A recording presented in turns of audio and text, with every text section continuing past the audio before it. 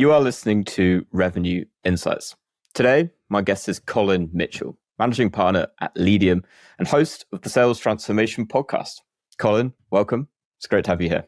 Yeah, thanks for having me. Been looking forward to it. Likewise. It's been one in the making. It's been a while trying to get this one in, so really excited to dive into things a bit more.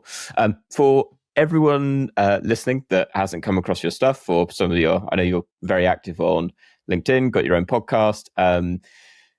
What's your story? How have you got to where you are today? Yeah, I mean, I can go way back, but I'll keep it brief so that we can get to some of the more interesting things that we've planned out for today. But I was raised by a single mom, grew up very poor, didn't go to college, wasn't the most responsible young adult, didn't really know what I was going to do with my life. And then I got my first sales job. And it was my way out of, sort of poverty or living check to check, as I, sort of was at that time. And I knew it was really the only opportunity I had. So I knew it was my way out and I put everything into it. So what that looked like was being the first one to the office every day, being the last one to leave every day, coming in on Saturday, possibly Sunday to prepare for the following week, send out proposals. And it was really just grinding and putting in a lot of hard work. I didn't have any fancy education. I didn't have any experience really. I just knew that I could work harder than most people. And, I think it was just really because my determination to, make something out of it. And so I worked my way up to the top there pretty quickly. Shortly after that, took a VP of sales position where, I learned a little bit more business acumen, learned how to recruit, train, and manage people, things like that. And then after that, ended up starting my first business with my wife, and we scaled that business from 0 to 5 million in 26 months. And from there, started multiple other companies. I've had 3 exits, and then more recently joined Leadium, now as their managing partner, where we help mostly B2B companies, mostly tech and SaaS, solve their top of funnel challenges through done for you outbound and inbound lead management. Beautiful. Let's start with that last bit then. In particular, what would you say is the one perhaps biggest challenge that are facing your clients at the minute that you're commonly coming up against? It kind of varies and it depends on the stage of the company. I think that a lot of teams have downsized their SDR, team. That's a challenge. A lot of teams have also cut back resources, budget, in enablement as well. So like smaller, nimble team, less resources to like ramp, train, and support the team. So I think overall, sales teams are struggling, at least in the tech and SaaS space, and a lot of, and specifically like a lot of sellers that maybe sort of came up into, sales when times were good, they're sort of struggling the most, right? Folks that have maybe been around a little bit longer, have, experienced some downturn markets and stuff like that. They know how to sort of navigate the waters, right? But people that have only really been able to sell deals when times were good and budgets were easy to get approved, they're having a hard time. So I think the thing that customers are struggling with most right now is trying to figure out, what the structure looks like. Do we go to a full cycle AE model? Do we still have an SDR function? Do we outsource it? Is it a combination of those two things?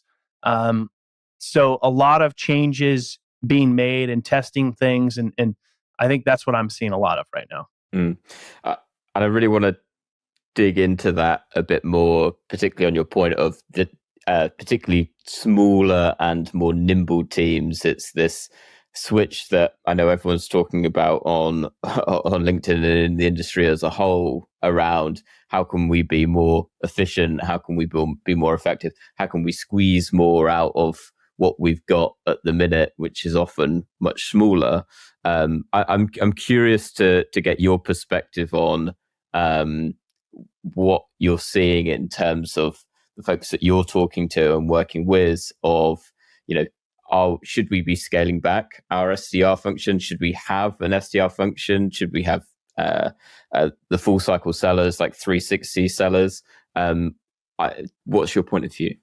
I think it depends. I think it depends on what you sell, how complex it is, what your sales cycle looks like. Maybe you have different segments and there may not be a one size fits all for every business line, right? So, selling into SMBs and selling into enterprise, vastly different, right? Maybe in the SMB, full cycle works, right?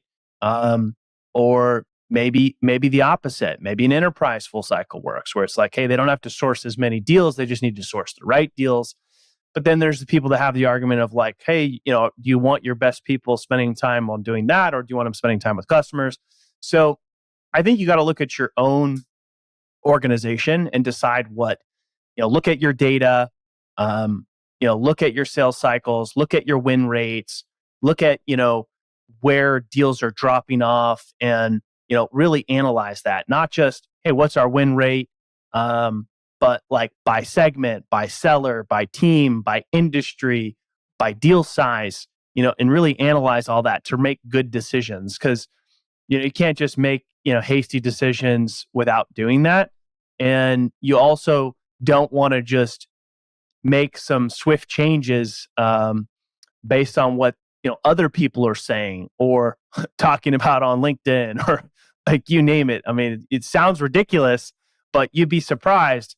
I've been in situations where people want to change things based on something people are talking about on LinkedIn. And it's like a lot of times what people are talking about on LinkedIn does not have full context, and also is not their experience may not be yours, or so there's a lot of factors that you have to consider. So it's a hard question to answer because it highly depends. But I think the right answer is like you really got to look at these things and analyze them to make good decisions, sound decisions, for your business. Which leads perfectly on then. When you're doing that analysis, and perhaps you're, depending on the size of the company, perhaps you're pulling on a sales op for a RevOps person to pull that data for you. Perhaps you've got a data analyst. When you've got that data in front of you, what are the factors that you are looking for? Would you be looking for if you were putting yourself in those shoes to really give you an indication of the direction to take? Yeah. I mean, I think the thing is you're looking at conversions at all stages, right? Whether that's from all the way from top of funnel of, hey, inbound leads converting from MQLs to SQLs, from first meeting to second meeting, where are things dropping off, and then analyzing what is it costing, right? To get, an account from, a prospect from a, MQL to an SQL. Because a lot of times I think what ends up happening, and this is kind of, when we weren't in this sort of economic downturn and companies didn't have as much difficulty raising money, when the landscape was vastly different, profitability was less important. It was just revenue at all costs, sell.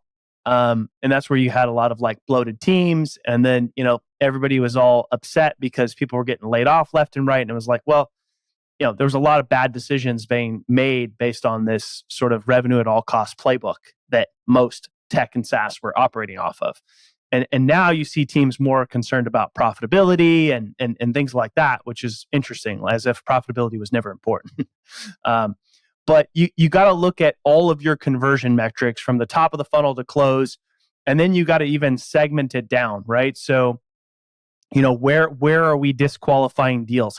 What percentage of deals are we disqualifying? What are the reasons we're disqualifying those deals?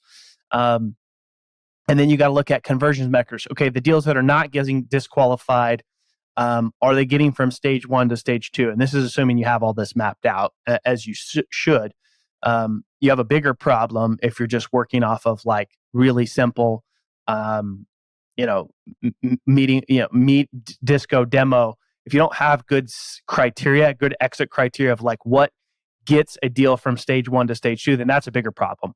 But also, full context highly depends on what you sell. If what you sell is very transactional, then you might have a more simple laid out sales process, less stages, simpler exit criteria, and things like that. So these are the things that you want to look at. All of these conversion metrics at every stage, and the data will start to tell you where you're having problems.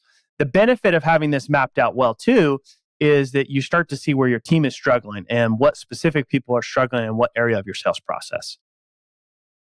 Beautiful. And I can almost like picture it as you talk through it. So let's say we've got this in front of us. We've got the full funnel, and we can see from team to team or AE to AE, where those drop-off points are that you referred to. And you started to allude to it there. And I want to dig into it a bit more of, let's say, for example, we can see that there's a big drop-off from, when a deal enters like the prospecting stage for a certain AE. What does your, investigative process look like at that point when you can see, okay, there's a lot of deals that are dropping off here for this team compared to that team, or for that rep compared to that rep? What are you doing at that stage to really investigate what we can do here to improve? I mean, you there's a number of things, right? If you see that, hey, this particular SMB team, that maybe works in this certain sector industry, aren't getting very many deals, from stage 1 to stage 2. Well, you got to dig in a little deeper and start to analyze what's going on, right? And that could be digging into sales calls, talking to the frontline managers, talking to the reps, or all of the above. And maybe you see that, hey, that's not a good sector for us to focus on right now, and maybe there's a reason for that. The other thing is, maybe SDR function in-house doesn't make sense. Maybe it's better to outsource that SDR function for that particular sector. Maybe it's better to have a full cycle AE, manage that sector if it's a smaller portion of your business. So there's a lot of different possibilities, but you got to look at this data and then start to understand what's really going on. Beautiful. Let me take us in a slightly different direction and away from the point of tooling.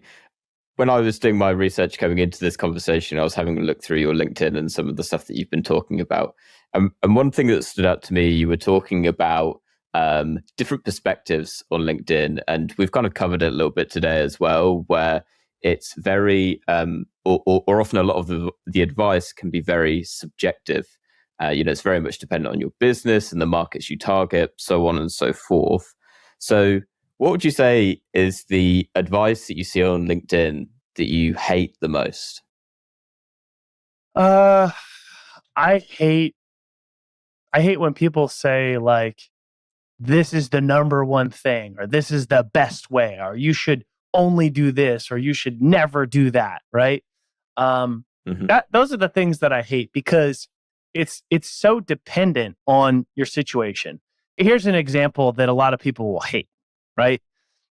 Everybody knows predictable revenue. Okay, the SDR AE function, like all of that, like that's kind of where a lot of that started to get adopted, like post that, right? But full context, like that worked in the situation and scenario of him working at Salesforce. Not everybody is a Salesforce. So that function doesn't necessarily work for everybody. But it became widely popular, widely adopted, and frankly could have contributed to, a lot of these like over bloated, SDR teams that now when times got tough, thousands of people got laid off. So I think that you have to be careful of trusting what people say on LinkedIn. I've seen people get burnt so many times. People know what to say to get comments and engagement. But if you actually pull back the curtain a little bit, a lot of times it's not based on any real experience. A lot of times the people saying things have never really actually done much to be able to be giving that sort of advice. Or it could be, you might not have full context, or it may not be applicable to you. Like, every situation for every company is different. There's obviously similarities and stuff like that here, but I think where people start to get into a little bit of trouble is thinking that there's like a one size fits all, and there's just not. Yeah, it's looking for that silver bullet to come in and solve all of your problems, right? So let me ask what is definitely a loaded question. I know it. But is predictable revenue realistic in 2023? Yeah, look, I'm a fan of that model, but it doesn't work for everybody. And if you're a small, Series A team, if you're a small Series A company, trying to get to your next round of funding, being more nimble and having full cycle, maybe outsourced SDR team and full cycle is a good option, right? If you're a massive company, like, we have worked with companies all the way from early stage to large enterprises, like name brands, household name brands that everybody knows. And you would think, like, they're so big, why wouldn't they just have their own internal SDR team? Well, because maybe those resources are better spent doing something else, right? If this is going into a new market, a new segment, or something that they've maybe struggled with, it could make sense to outsource. So I think you have to look at every situation and see what's right for you, and not just do what used to work or what everybody else has always done or what worked for somebody else, because it may not work for you. Appreciate that in every example it's subjective. What have perhaps been three, I want to say, tactics or techniques that stand out to you that Leadium has been successful with in the past 12 months? I would say the number one thing that contributes to the success that we have, and we have an 87% win rate. Very few teams can say they have an 87% win rate. Nice. And it's not because we're amazing or we're the best or we're closers, none of that, right?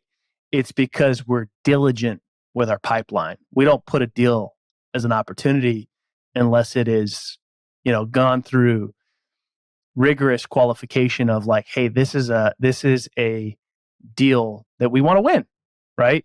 Not everybody has the luxury of being able to pick and choose who they work with, but you should strive to get there, because once you can get really good at qualifying and disqualifying deals, it could easily double or triple your win rate. Like, it's very common in B2B tech and SaaS that like 20% is a great win rate. I'm sure you've seen the data, and let's be honest. My good friend Andy Paul talks about this a lot. He's got a newsletter and a podcast. I've been on his show, and he's really dedicating a lot of work and time and energy to helping companies increase their win rate. So it's something I've been a little bit obsessed with lately as well. But let's be honest, winning 20% of the time is laughable. That is not good. Yeah, I was actually trying to pull from our numbers from our benchmark report. I think the win rate last quarter on average, which is taken across all industries that we're looking at, was somewhere around about 28%. So it's the classic Pareto principle at work yet again. So I'm curious then. You mentioned about the diligence that you put into disqualifying deals. What does good qualification look like then? Yeah, good question. So good qualification is you need to understand what good is. What is a great customer, right? And let's define what is a great customer. Well, it's somebody who you can help with whatever it is that you do. Let's say you do a service, tech, whatever, so you can solve a problem that they have. Well, one, the problem's got to exist. What is that problem? Can you quantify that problem? Do they value you solving that problem? And you can use whatever sales acronym that you want to do this, right? I'm not a fan of BANT. Some people use BANT. It could be MedPick, whatever. But you need to have a process for qualifying your deals. Now, if you do something highly transactional, maybe you don't need to as much, or maybe as much as people hate BANT and kind of poop all over BANT on social media, if you have a highly transactional sell with like a 2-week sales cycle, BANT's not that bad as a criteria, qualification criteria. So I don't care which one you pick. You need to pick one, and you need to pick the one that's most relevant based on what your sales process and stages look like, and follow it. The problem is most sellers don't follow it. So frontline managers, sales leaders, founders, whoever is leading the sales team needs to be diligent in making sure that that it is a hard rule that those things need to be followed and updated in the CRM. Because if that's not happening, then everything's broken and it all falls apart and nothing works. So that's number one, making sure that you have that, understanding what a good customer looks like, and then building out that criteria, and then making sure that it's followed throughout the sales process. And so if you do that, you have good exit criteria, meaning what gets a deal from stage 1 to stage 2. Well, this needs to happen, right? We need to quantify the pain, or we need to know who the economic buyer is to get from 2 to 3. Like whatever the case is, have all of that mapped out. So it's not something that is questioned or unsure in your sales process. So building that out, defining it, mapping it out in whatever CRM that you use, and making sure that it's followed. And I mentioned we close it at 87%, but what I didn't say is we also disqualify 62% of our deals. So more than half of the people that we have a discovery call with, we disqualify early. So disqualifying is very important to increasing win rate, and disqualifying early, because if you're not disqualifying early, then that means your sellers are spending way too much time with people that are never going to close or never even become opportunities. What's coming up for me is in as you talk about it, it makes a lot of sense. For a seller, it's, well, all I'm getting through then are, high quality discovery calls, like opportunities coming through to me. So I'm spending my time on, people that are, or prospects that are very high quality. I would imagine that there's a transitionary stage in between, correct me if I'm wrong, where you really need to get your AEs on board with that. Is that fair to say, in terms of, because initially the volume I would expect goes down with a view to it's a transition towards quality overtaking quantity in time? Absolutely. I mean, you hit the nail on the head, because the problem is everybody thinks we need more leads. No, You don't. You don't need more leads. You need the right leads. And to increase your win rate, a lot of times it means, saying no more often. Look, the top sellers, if you talk to the top sellers, I'm talking about the people that make, $1 million+ as sellers, as individual contributors. They respect their time and they're highly disciplined with their pipeline. They don't let junk in there. It's the middle of the road salesperson that, puts all this stuff in their pipe that they know is like, I'm trying to hit my pipeline quota. And that's why people are closing between 20 and 30%, because frankly, probably if we were to look at it, 50% of it should have never been in there in the first place. It's being busy for the sake of being busy, right? Oh, yeah, it drives me nuts. How do you with clients, how do you manage that transitionary period? Because I assume you're going to come up against, perhaps conflict with certain sellers that are like, no, I don't believe in this approach. This is absolute nonsense, blah, blah, blah. I don't have time for them then. It's like, hey, if you want to keep doing things the way that you're doing them, cool. If and to be fair, look, if winning 20% of the time is something that you're okay with as a sales organization and that's working, and then so be it. You do you. But if you want to win more than you lose, there's a better way to do things. Mm-hmm. Beautiful. Penultimate question. I just wanted to ask, because everything you said on qualification makes total sense to me as a marketer. I love it when people say it's not about more leads. What would you say about your approach and Leadium's approach to disqualifying deals that is perhaps unique compared to how a lot of businesses approach it? I mean, it's difficult because I think most of your listeners are like tech and SaaS, right? Which is, those are our customers, right? But we're not a tech and SaaS. We're a service business.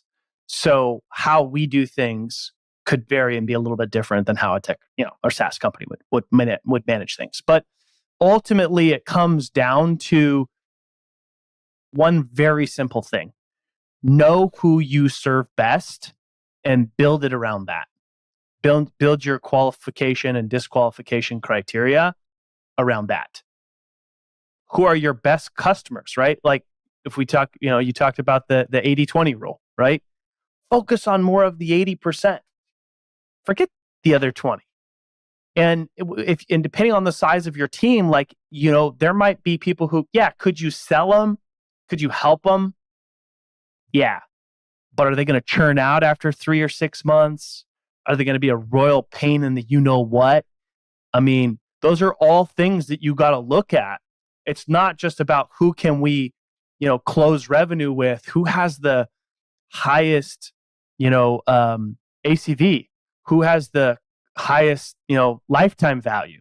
If we look at, everything, all things considered, who's, taking the least amount of resources to service. Like, these are all factors that need to be considered when identifying who is our best customer and how do we get more like that. Absolutely. Collin, very final question. What is one book that you would recommend to other revenue leaders? Yeah. So I mentioned Andy Paul. I'm gonna plug his book, Sell Without Selling Out. It's a great book. Highly recommend it. Not sure if you guys have had him on the podcast yet, but if not, you should. Not yet. Well, let's get it done. Yeah. Beautiful. Collin, it's been an absolute pleasure having you on. Thank you so much for coming on and sharing your insights. I'll put a link down to Andy's book in the show notes below. But just before we go, for anyone listening that perhaps has any questions, wants to connect, follow all the good stuff that you're doing, where can they find you? Best places, look, I mean, number one, it takes a lot of hard work to put on a good quality podcast like this. So make sure that you write a review for this show. Make sure that you share it with your friends. That's the best way you can show your gratitude to Lee and the team over there. And then if you absolutely love podcasts, you can check out Sales Transformation. We drop pretty much almost daily content on there. And that's the best place to find the podcast, find out anything about me, Leadium, newsletter, you name it. Beautiful. Well, thank you for the shout out. And I'll be sure to put a link down to all of that in the show notes below. Collin, thank you so much again for your time and for everyone that's listened this week. We'll catch you soon.